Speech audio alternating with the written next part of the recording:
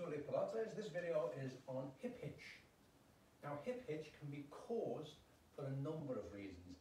This particular exercise and stretch, strengthen and stretch exercise that we're going to do, focuses in particular on pelvic stability and trying to correct the hip hitch, focused on two muscles.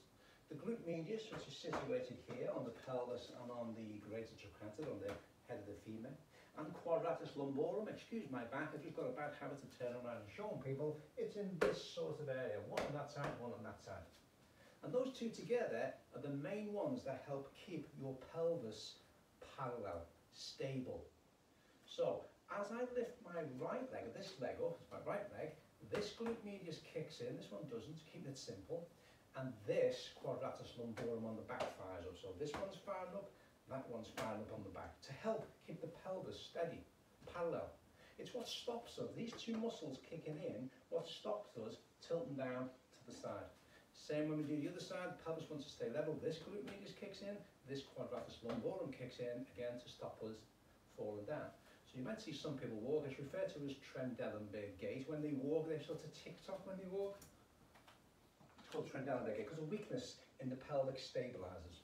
So, before I continue, it's very important that you understand what we're after, simply within Pilates, what we're after in general is we want all muscles to be strong, but we want them also to be flexible.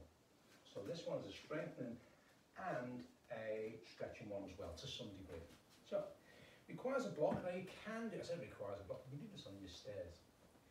So one leg is going to be on the block,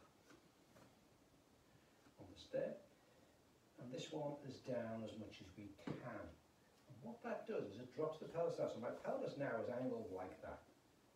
So this glute medius is stretched, this quadratus lumborum on the back on this side is in stretch. This is just for balance. Don't overthink it. Your wall, hold your balance there.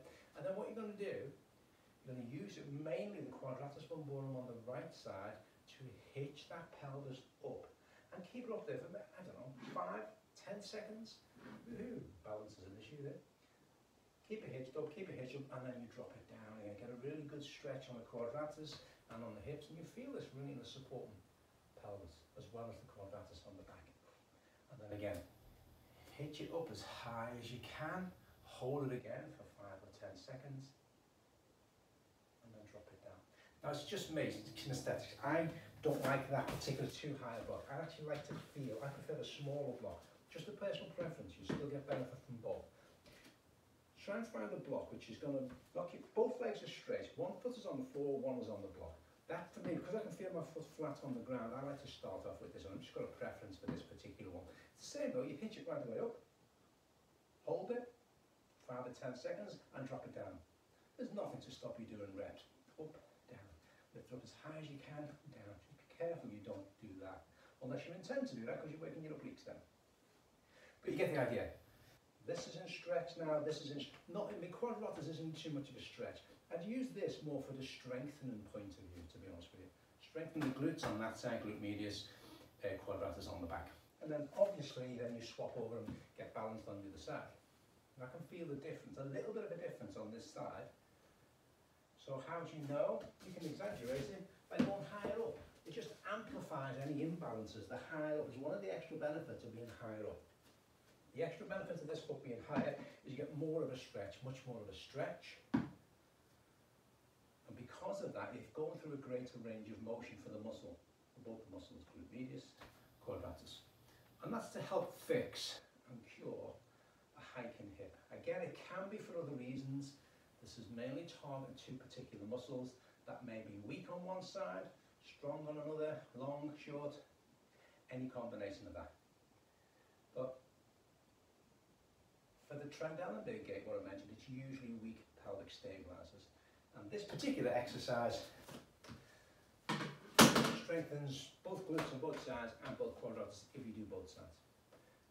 It's a simple, straightforward one. To be honest with you, from a strengthening point of view, you can just do it on the floor, don't need the block. Not as effective, you're not getting a greater range of motion and you're not really getting that stretch. That for me is really important on the back muscles. You want to loosen off that lower back and really get a nice good stretch down. Again, on the stairs is a very good place to do it.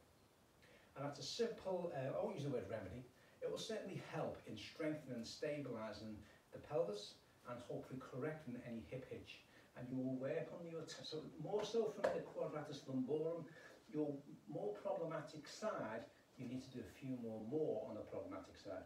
So my advice would be do both sides, but work a little bit more on your problematic side.